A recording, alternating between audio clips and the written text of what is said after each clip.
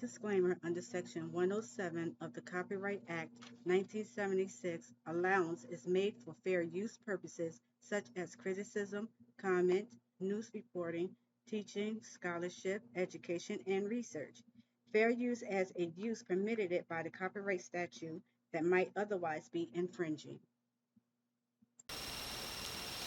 Hello everybody, welcome to my channel. I am Afro Goddess. Please do me a favor as you enter the room and hit the thumbs up button for me. I really appreciate it.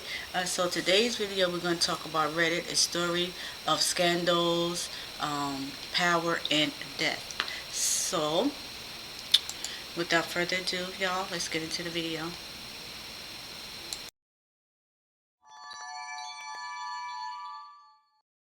Alexis Ohanian needed a plan, and he needed it fast. His senior year of college was approaching, and he had no clue what he wanted to do with his life. Luckily, his best friend, Steve Huffman, came to him with what sounded like $1 million business idea. And then that business totally crashed and burned. So how did two broke college kids with a failed business end up creating one of the most popular websites ever? And what really happened to Reddit's forgotten founder, who nobody talks about? Reddit's history is filled with scandals, lies, money, and death, as Reddit has been involved in countless controversies, including its own users turning against the site. But it's time for the truth. Welcome to the insane story of Reddit.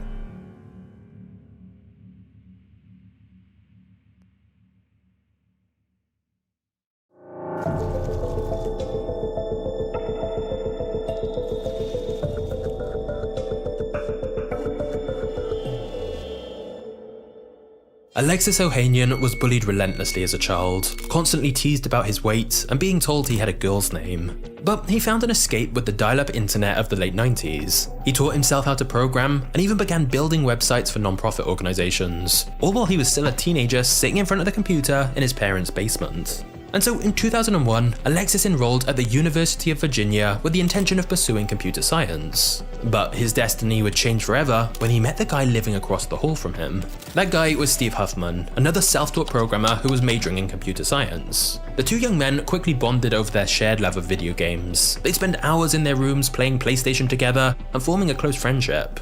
But after meeting Steve and the other students on his computer science course, Alexis felt his programming skills were way too far behind their level. He feared disappointing his family and wasting the money they generously loaned him for college. And so Alexis convinced himself that he should choose a different path, and thus he changed his major and decided his new goal after university was to become a lawyer. Alexis knew that he could have a safe career as a lawyer if he could just pass the law school entrance exam, and so he spent hours in the library studying for the grueling test.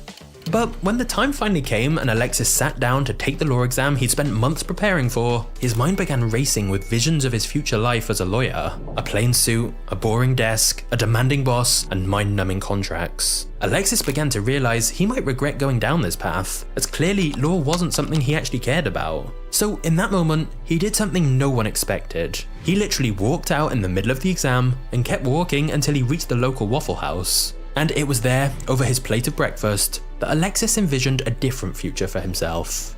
One where he was the boss, building his own company with a product he truly cared about and making a real impact on the world.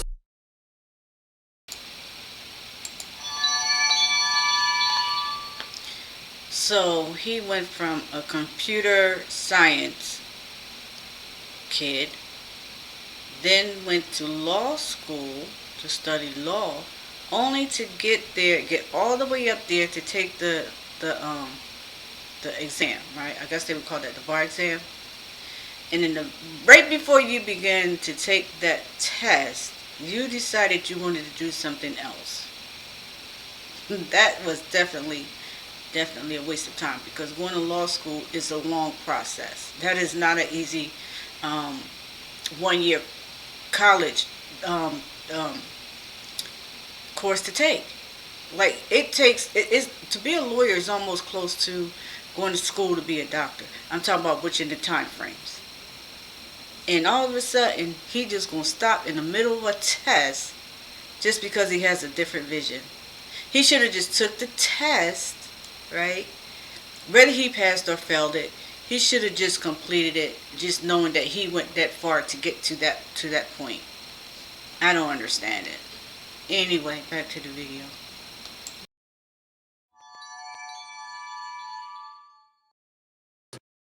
This idea excited him so much more than being a lawyer.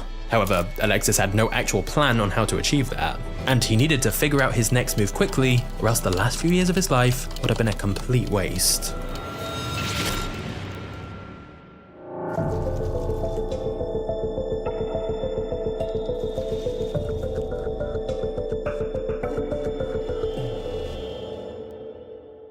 Alexis told Steve, "I don't want to have a job I hate, we need an idea."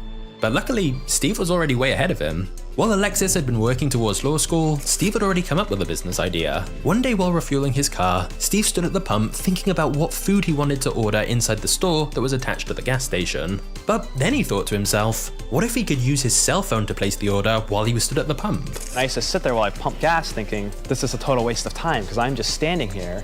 The sub guy inside, he's just standing there. If only there was a way for me to communicate to him, like he could be making my sub right now. The idea could work for any restaurant. Rather than waiting in a queue when you got there, just order from your phone when you're nearby so the food is ready by the time you arrive. When Steve explained this idea to Alexis, he loved it. And Alexis even came up with the name. And I was like, we can call it My Mobile Menu, or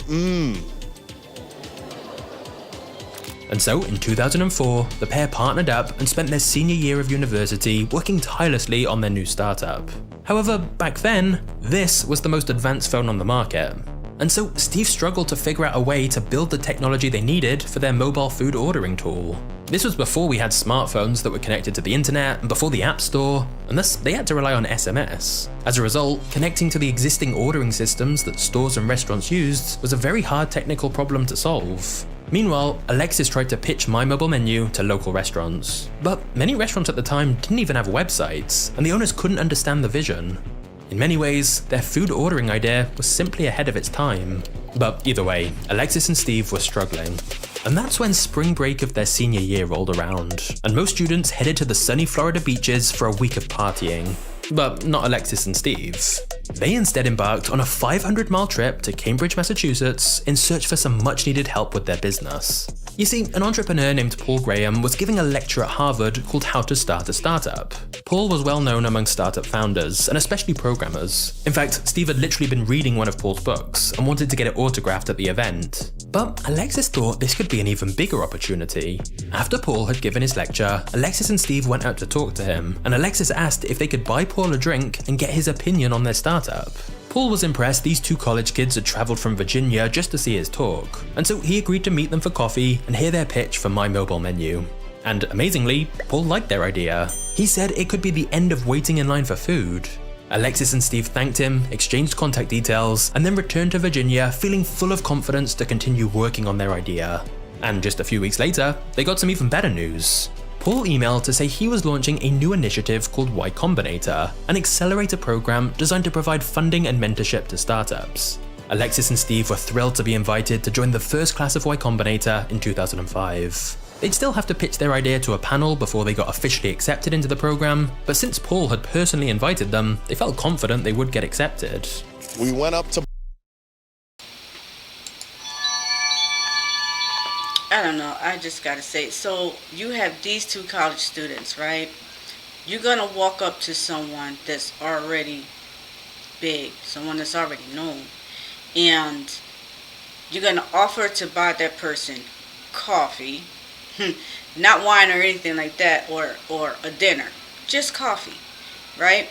And then you present your claim to them, and just like that, they want to do business. First of all, this sounds too entire smooth selling, right? And the reason why I say that, because most people that are already established and already on top and this and that and the other, they really don't have time, nor do they have interest really to sit here and listen to college kids. So this right here, it just sounds too easy. It sounds like a very, very easy and smooth transition.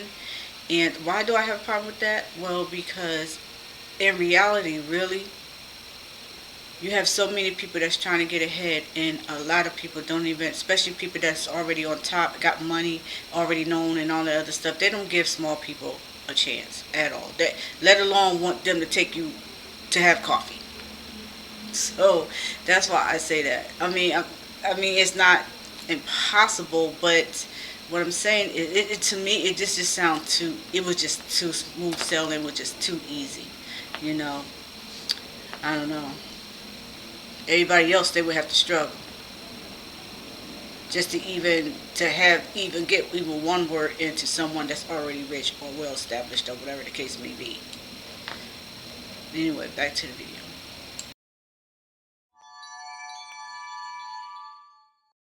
Boston gave the interview of our lives for YC. I mean, we were feeling amazing. And that night they called us up and they said, sorry, you're rejected. Ultimately, the panel of investors just couldn't see how Alexis and Steve could build a mobile food ordering tool with the technology available at the time. They were also worried that Alexis and Steve, two college kids, wouldn't have enough connections in the restaurant industry to make My Mobile Menu work. And to be fair, it's true Alexis and Steve had precisely 0 connections to the restaurant industry. So their Y Combinator pitch was rejected, and the next morning, Alexis and Steve got the train back home feeling completely deflated. To make matters worse, while they were traveling back, Paul actually called them and explained just how little the investors believed in their idea. However, Paul then said he had some good news. Although the investors didn't think My Mobile Menu would work, they really liked Alexis and Steve. Paul told them they could be part of Y Combinator under one condition. They had to come up with a better idea. Alexis and Steve literally got off the train at the very next stop, went right back to Boston to see Paul, and began brainstorming a new idea instead. And whilst they didn't know it at the time, that next idea was going to change everything.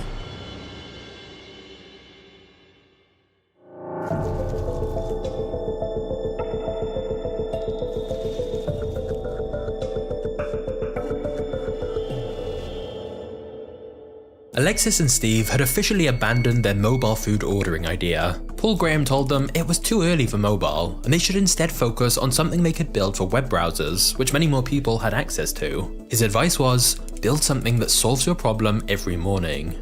Now, by this point in 2005, content was being created on the internet from a wide variety of different sources, and Alexis and Steve realized there needed to be a better way to aggregate it all in one place. There were some sites that kind of did this. For example, there was Slashdot, where users could submit news articles on topics like science and technology, and moderators would rate the submission. But Slashdot's moderators were randomly selected users, so it was sort of like virtual jury duty to pick out good content. Then there was a site called Delicious, where users could bookmark links they wanted to visit later, and there was a leaderboard page that showed the links users bookmarked the most. But whilst Alexis and Steve agreed these sites had good concepts, they sensed an opportunity to build something different, something better. What if there was a site where everyone could publicly post whatever content they wanted from different publications, and everyone would have the power to moderate content using a simple voting system, upvote if they liked it, and downvote if they hated it? The result would be a website where anyone could see the best content on the internet, as determined by the people of the internet. In other words, it would be the front page of the internet. They tossed around several different names for the site, like Oobaloo, Snoo, and 360 Scope, but they eventually settled on Reddit, so people could say, I read it on Reddit. Alexis and Steve graduated from college in the spring of 2005, and with a name and idea now in place, along with $12,000 of funding from Y Combinator, they moved to Massachusetts to work full-time on this idea. They worked on building Reddit every day and night, barely going outside at all for months, and operating on very little sleep. However, Alexis and Steve soon got a pretty scathing email from Paul asking why they hadn't launched yet. He said they needed to get a beta version public right away, and so they put live a very basic, bare-bones version of Reddit. Unexpectedly, Paul then linked to Reddit on one of his blog posts, which brought them their first 1,000 visitors. Whether they were ready or not, Reddit was now launched. But whilst they did have a functional site, it was missing something pretty crucial: users. Alexis tried everything to bring new people to the site. He posted advertising flyers around Boston, he asked his friends to post content, he pitched Reddit to his fellow Y Combinator classmates, but the problem was, because they didn't yet have many users, they didn't have much content. So, desperate to generate some traction for Reddit, Alexis and Steve resorted to making hundreds of fake accounts under different usernames and posting content themselves, to give the impression that lots of people were using the site. Alexis and I started submitting all the content just to keep the thing full, right? Because Reddit's no fun if the page is blank. At first, they weren't sure if this was working at all, until one day they started to notice usernames they didn't recognize. Finally, other people had found Reddit and were submitting their own content, and by the end of the summer, Reddit had amassed over 12,000 daily users. However, if you visited Reddit's homepage back then, you'd be greeted with just one page full of random links. The voting system Steve programmed ensured that the most popular links rose to the top of the page, but there was still no system for categorizing the content, and this led to the first major disagreement between Alexis and Steve. Alexis wanted to use tags to organize information, but Steve disagreed. He argued that tags were too subjective and worried that users might never find common ground on how to tag content. They came to the conclusion that every type of content should have its own dedicated corner of Reddit, separate mini communities which came to be known as subreddits. And this quickly became the backbone of the site. The very first subreddit was actually the Not Safe for Work subreddit, but they then began introducing many more subreddits like science, programming, and politics. And this proved to be hugely popular. Up until this point, internet forums had been used for niche communities, but now Reddit allowed all these communities to be on one single site. And thus, things were looking bright for Reddit. And it's fair to say things got even more interesting when Alexis and Steve got introduced to a guy called Aaron Swartz.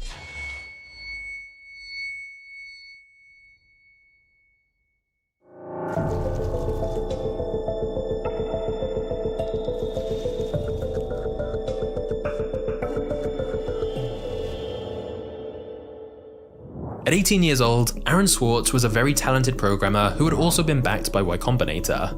Aaron was building a company called Infogami, which made web development tools. But things weren't going well for Infogami. While Aaron had impressed Y Combinator with the product he was building, he hadn't got it online yet, and he soon found himself with no money, no place to live, and no partners to help him. Aaron was ready to give up on his startup, until on his 19th birthday, Paul Graham came to him and said, "I've thought of a solution to your problem. Merge with Reddit." Paul could see Aaron's potential and believed he could help a lot with developing Reddit. So Paul suggested to Alexis and Steve that they should merge with Aaron's company. Thus, in late 2005, about 6 months after Reddit had begun, Reddit and Infogami merged under a new umbrella company they created called Not a Bug Incorporated. With the merger complete, Steve, Alexis, and Aaron each owned an equal 24% share of Reddit. Paul owned 7%, and the rest was left for future options. Now, Aaron was a unique character. For example, he'd only eat Cheerios, and at one point slept in the kitchen cupboard. However, Alexis and Steve were happy to overlook his quirks, because Aaron had the programming skills they needed to code the site and make a lot of improvements. As the number of Reddit users started to pick up, Reddit experimented with new features, including adding a comment section. This helped transform the site from just having people sharing links to now having lively conversations and debates. They also added the karma system, a public score for each user, as an incentive for people to make high-quality contributions to the site. And thus, for the first few months, Alexis, Steve, and Aaron worked really well together, made a lot of progress and important additions for Reddit. But there was an underlying tension between them. According to the deal that had been agreed, Aaron was now a co-founder of Reddit. But Alexis and Steve felt this wasn't fair since they'd started Reddit 6 months before he joined. Aaron wasn't there when they came up with the idea or put in long hours to build the site, and yet Aaron was publicly referring to himself as a co-founder of Reddit.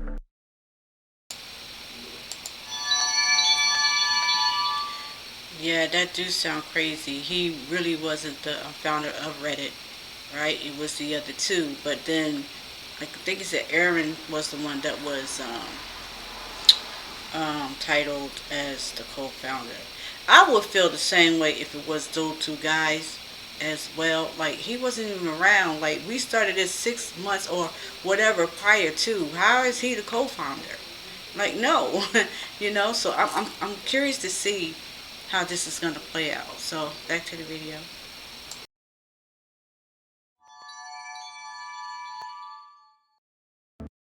And the tension between the founders would soon grow much more intense. But first, Reddit began to catch the attention of some pretty huge corporations.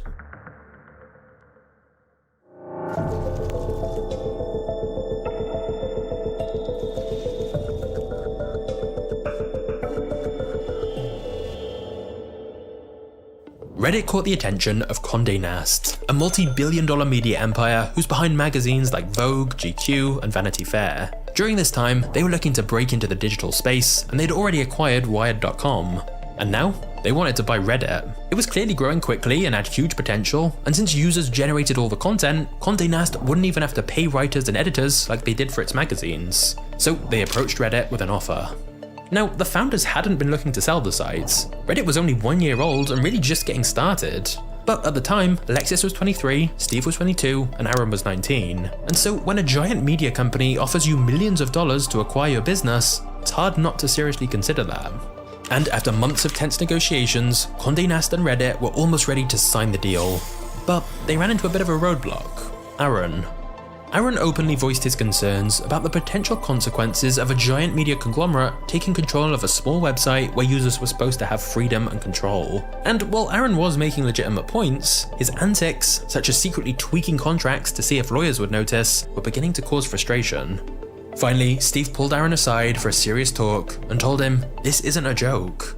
Millions of dollars were on the line, and Aaron was putting everything at risk. So, despite his concerns, Aaron backed down, and on Halloween night of 2006, the deal went through. Condé Nast acquired Reddit for a fee of around $10 million, with some reports claiming it went as high as $20 million. The acquisition made Alexis, Steve, and Aaron millionaires overnight. Alexis couldn't believe it. He was getting millions of dollars for about 60 months of work.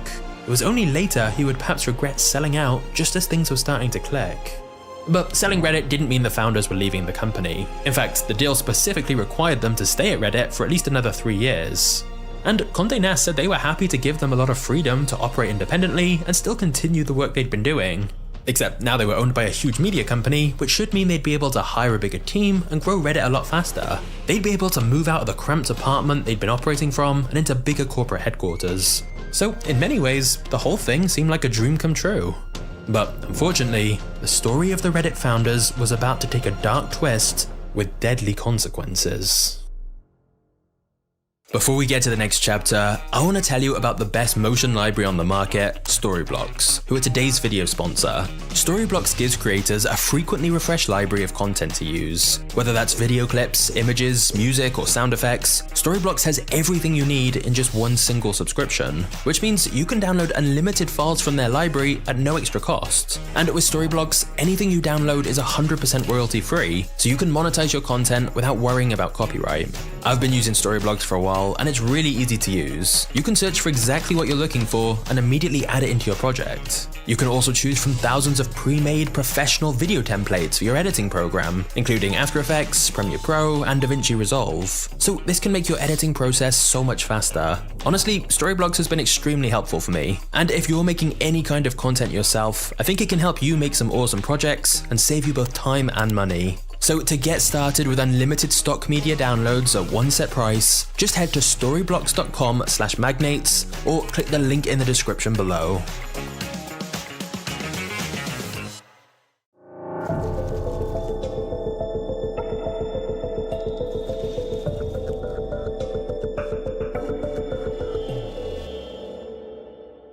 Everyone was working hard to make Reddit a success and impress their new bosses, except for Aaron. Aaron had envisioned Reddit as the voice of the people, and a way to stand up against governments and huge corporations. And so Aaron always felt Reddit being owned by a big corporation was a bad culture fit.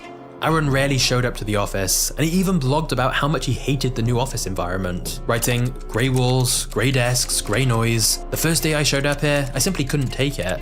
By lunchtime, I literally locked myself in a bathroom stall and started crying."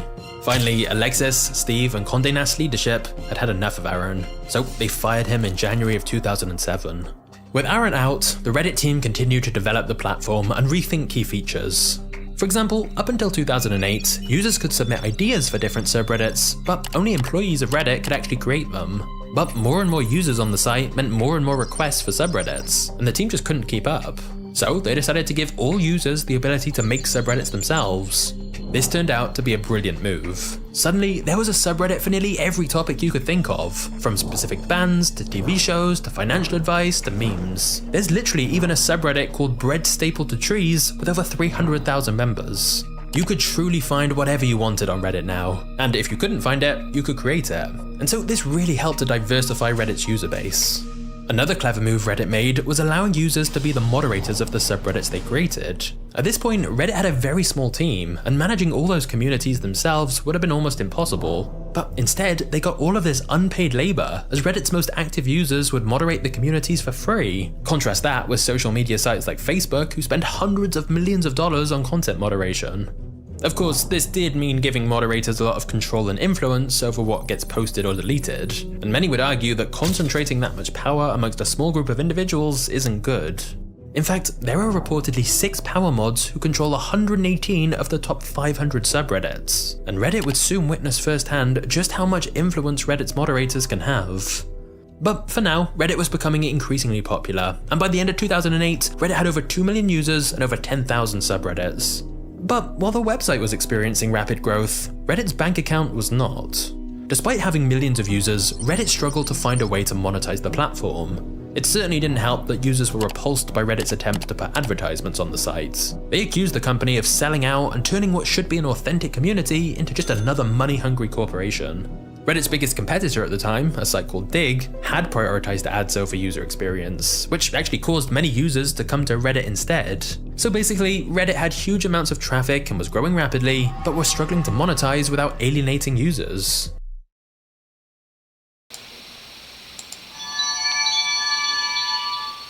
Dig?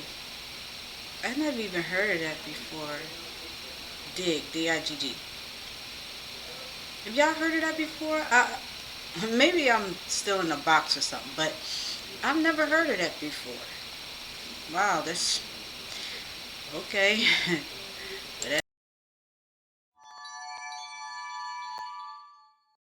They would soon introduce paid memberships and awards to try and make more money, but Reddit simply was not profitable. Meanwhile, Alexis was dealing with his own personal crisis. His mother had died from cancer, and he began having explosive fights in the office with Steve. Steve accused Alexis of doing things behind his back, and Alexis thought Steve wasn't doing a very good job at managing the company's resources. On top of that, they were sharing an apartment again, so this made for some awkward car rides home. Ultimately, Alexis and Steve both left Reddit in 2009 when their contract with Condé Nast was up. And by then, their friendship had mostly fallen apart. So, for the first time since it launched, neither original co-founder was involved with Reddit. And just as Reddit was figuring out its future, a bill was introduced in Congress that threatened Reddit's entire existence. Before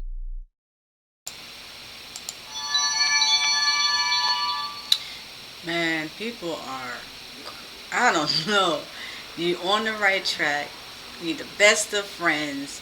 Things is going good. Next thing you know, you're no longer friends. I just don't understand, why people do this, but they do it, and that's crazy because could you imagine how successful they could have been still being together? It's just like these singing groups and stuff like that.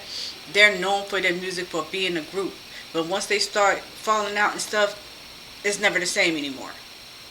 So could you imagine all of that money that they could have made had they stayed a group? Like, I don't understand people's thinking process sometimes, man. I really don't.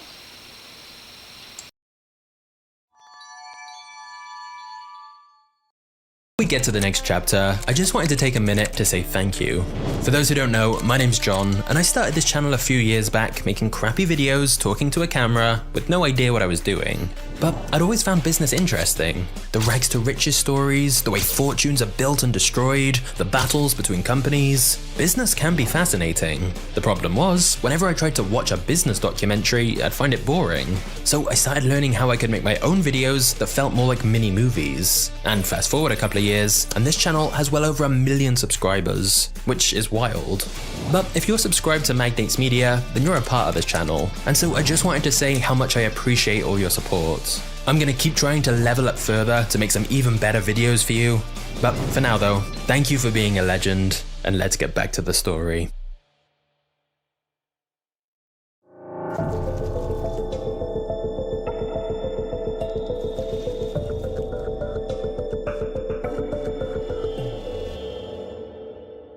In 2011, Congress proposed a bill called the Stop Online Piracy Act, and the basic idea was to hold platforms like Reddit responsible for all the content on their website, even if the content was user-generated and not published by the website itself. This would mean for a site with millions of users posting whatever they wanted, like Reddit, the copyright owner could sue the company, which could lead to massive fines and legal fees, or even the site getting shut down. By this time, Reddit had over 46 million users, but only 20 employees. Thus, it would be impossible for them to monitor all of the content on the site to make sure it complied with the law.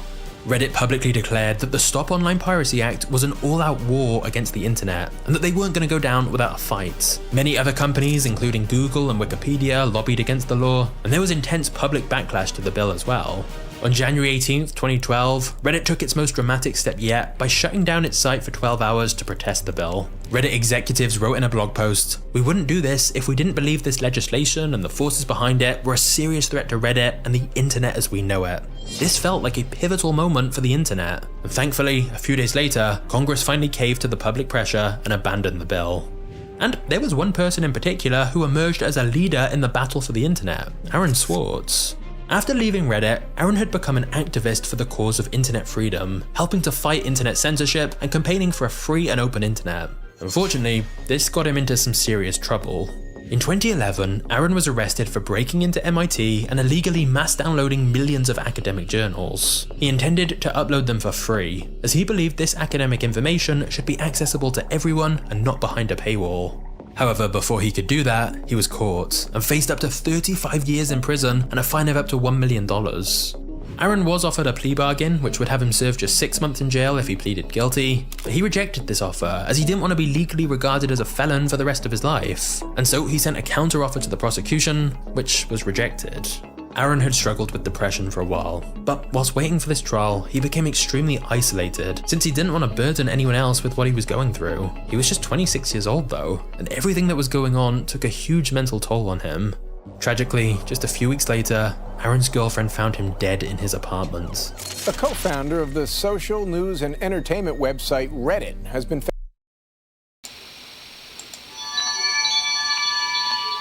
Wow, I wasn't expecting that. Now, that's a twist. That's a twist. But they was giving him, okay, so the fine would have been $1 million. And I think they said jail term would have been 35 years. But then he would only have to do, I forgot how many months. 6 months or something like that. And he still turned that down. Dude, like, you got caught stealing. Like, you should have just took that deal, because it wasn't going to go away. You got caught. You got caught, sir. Like, I mean, come on, man. You got off really, really good for facing 35 years. I told you I don't understand people's thinking process, but...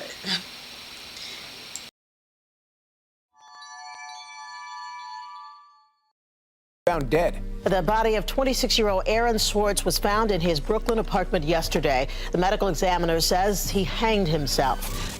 Within hours of the news about his death, tributes all across the internet poured out for Aaron. The hacker group Anonymous even hacked MIT's website as a tribute to him. Aaron's family created a memorial website that said he used his prodigious skills as a programmer and technologist not to enrich himself, but to make the internet and the world a fairer, better place. Many Reddit users considered him a hero for the cause of internet freedom, and Aaron was inducted into the Internet Hall of Fame, because as well as being a co-owner of Reddit, he'd helped create RSS and was an early architect of Creative Commons. However, following his death, Aaron has been removed from Reddit's co-founder page, mostly erased from Reddit's history.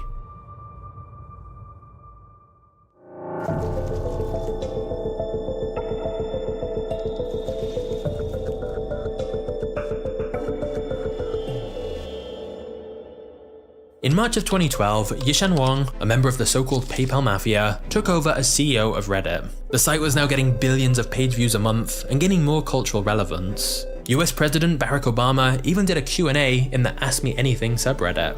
But all of this growth also began to cause some problems for Reddit. The fact anyone could create a subreddit meant there were plenty of disturbing communities on the site, from watch people die to cannibalism.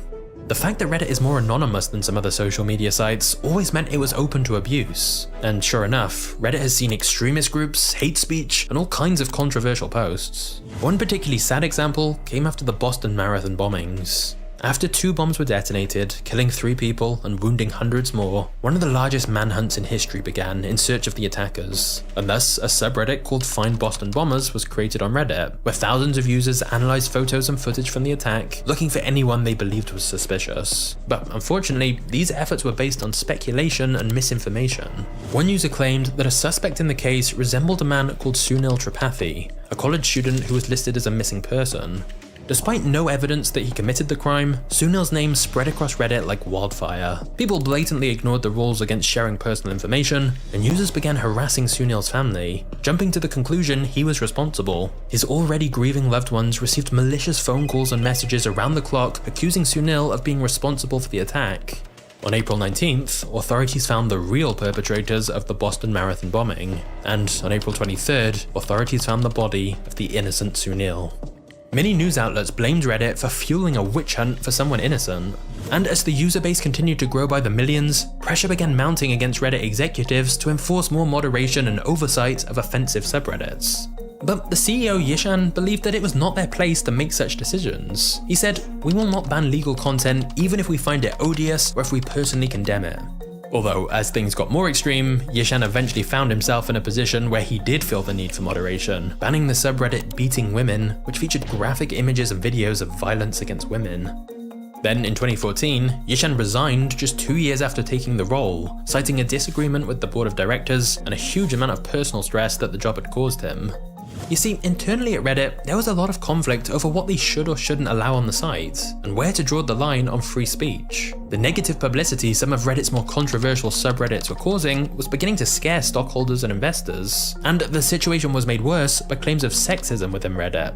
As a result, Ellen Powell was appointed as the new CEO. She'd been serving as vice president of Reddit and was well known in the industry after filing a gender discrimination lawsuit against her past employer. It was felt she could help save Reddit's concerning reputation in the media.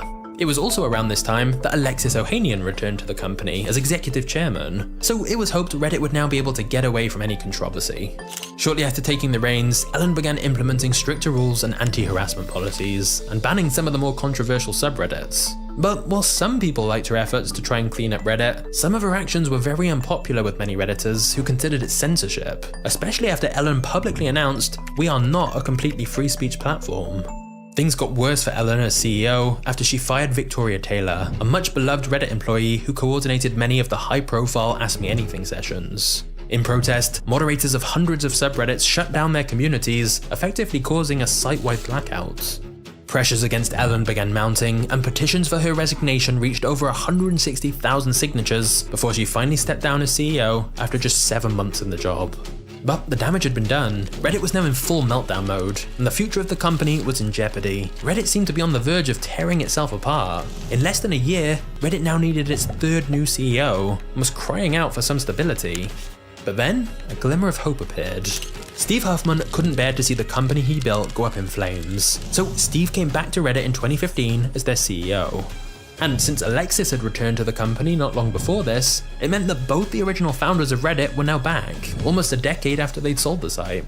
With the original duo back at the helm, a lot of people felt much more optimistic about Reddit's future. And sure enough, things got off to a good start, with improvements to Reddit's design, the launch of both Android and iPhone apps for Reddit, and a clearer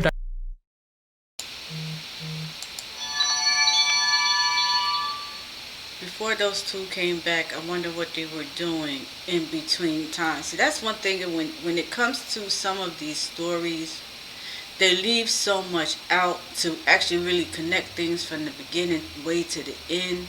You'd be like, okay, well, why did they decide to come back? What were they doing before they even came back? Were they back friends before they came back? Like, it's just so much stuff that be missing. And I guess you could say, well, really, that's not the point, or that's not important. You know, to some people it may not be important, but to me, the things, it has to line up to map out to everything. I just don't leave nothing unturned. If you're gonna tell the story from the beginning to end, and what leads from this point to this point to this point to that point. You know what I'm saying? That's just me. I just don't like to have to sit here and guess what could have happened. No, tell me what happened. I want to know, you know, about this extravagant story. Since you tell the storyline, tell the whole story, you know, from the beginning to the end. Like, even in between, like, you know, a story has to have a beginning, a middle, and an end. So, yeah.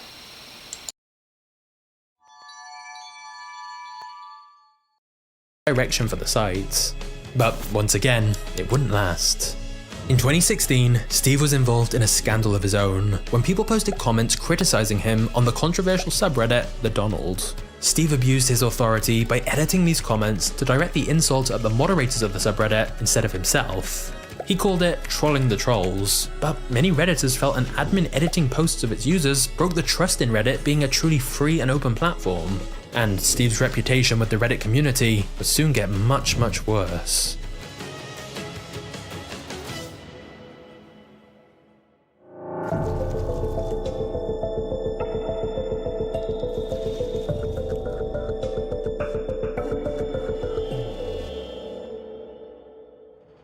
In April 2023, Reddit announced that it would begin charging for access to its API, which is what allows other third-party apps and websites to get data from Reddit. For example, one of the most popular third-party apps was Apollo, which provided a different interface to browse Reddit, which many people preferred. And when Reddit's API was free, that worked great, as it could pull in data from Reddit at no cost. But then Reddit suddenly announced they'd start charging 24 cents per 1,000 API requests, which Apollo calculated would cost them over $20 million per year. They definitely could not afford that, and so the beloved third-party app was forced to shut down. Not just that, but there were many third-party tools that moderators on Reddit used to better moderate their subreddits, as they provide extra features that Reddit's own app doesn't have. But again, all these services were suddenly hit with huge bills to continue using Reddit's API. Needless to say, the way this was all handled by Reddit created a lot of anger in the community. Many felt that not only did the pricing seem extremely high, but that the sudden way Reddit sprung this on developers with very little warning suggested Reddit was deliberately trying to kill off third-party apps, as the developers didn't have enough time to accommodate this change. This led to outrage from many Reddit moderators and developers, and thus they grouped together to stage a blackout, where countless subreddit moderators closed down their communities at the same time in protest of the new API charges. It's estimated that over 7,000 subreddits were shut down at the peak of the blackout, including many of the biggest subreddits on the site, like our music. This meant huge portions of Reddit were inaccessible to all users. Unsurprisingly, this generated a lot of media headlines. It was one of the biggest ever online protests. And whilst the subreddits were down, Reddit wasn't earning any ad revenue from them, and many thought all the backlash from Reddit's users would force the company to back down. But it didn't. Since it was quite clearly stated the blackout would only last 48 hours, it made it pretty easy for Reddit to wait it out.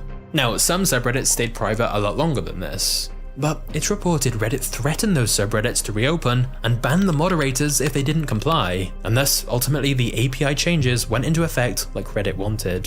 Since then, there has definitely been a lot of hostility towards Reddit's owners. Steve Huffman, or Spez as he's known on Reddit, is regularly called out on the site. However, there are always two sides to a story, and Reddit argued that this API change was necessary because the company is not actually profitable. And so when you have third-party apps like Apollo that basically imported the entirety of Reddit into their app for free, it meant Reddit was paying huge bills for the back-end infrastructure to host all this content, yet people were accessing it from apps Reddit didn't own, so Reddit wasn't making any ad money from it. Ultimately, it's Reddit's platform, and from a business perspective, you can see why they wouldn't want anyone to just import all of their content for free. Now, does that mean Reddit handled all of this well? No. And ironically, most of the problems could have been avoided if they just added some of the features users wanted within their own app so people didn't need the third-party tools, like adding better accessibility features. Still, Reddit got what they wanted, but there's now more tension than ever between Reddit's owners and its users. But before we get to the next chapter, if you sell anything online, you're gonna wanna know about today's sponsor, ShipStation. ShipStation software makes e-commerce so much easier and saves you both time and money. Firstly, ShipStation integrates everywhere you sell online, including Amazon, Etsy, eBay, Shopify, and lots more. And it lets you manage all your orders in one simple dashboard. Secondly, ShipStation lets you easily automate shipping tasks. They have robust automations and reporting, which makes scaling your business so much easier. And thirdly, when you use ShipStation, you get access to industry-leading shipping rates from USPS, UPS, DHL, and Global Post. And we're talking discounts of up to 84% off the normal price. Over 130,000 companies have grown their e-commerce businesses with ShipStation already. And if you use my link, you can literally get a free trial to test it out risk-free. It's really quick to get started, so set your business up for holiday season success with ShipStation. Go to shipstation.com/magnates today and sign up for your free 60-day trial. That's shipstation.com/magnates.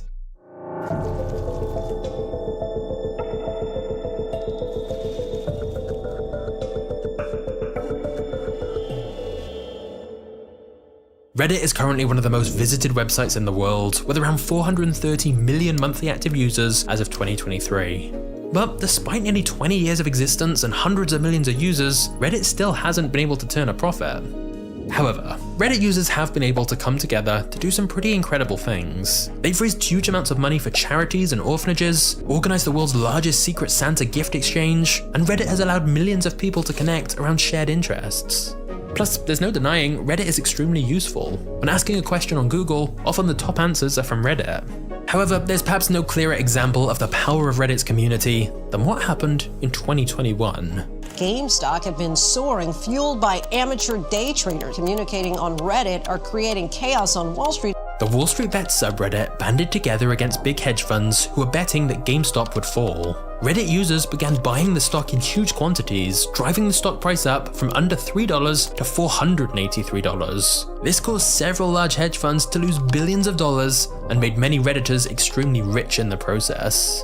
As for Reddit itself, it still remains to be seen whether it will actually become profitable. But one thing is clear. Reddit users are continuing to prove that they are the company's biggest asset and its biggest liability. Now, there's no denying Reddit has an interesting story, but it's not as crazy as the story of Instagram, which you can watch right now by clicking this thumbnail on screen. Thank you for watching Magnates Media, you are a legend, and I'll see you in this next video in a second. Cheers.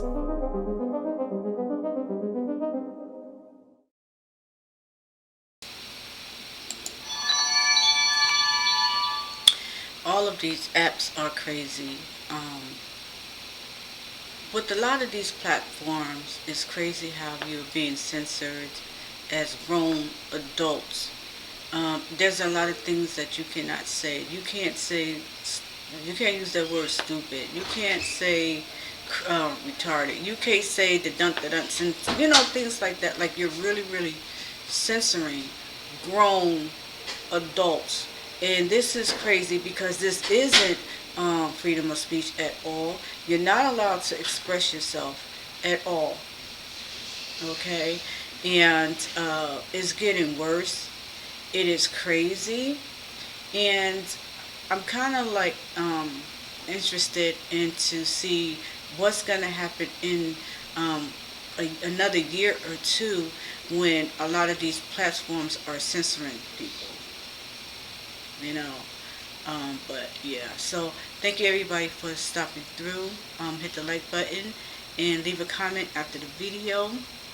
I really appreciate it. So until next time, everybody, please be safe. Peace. Afro Goddess is out.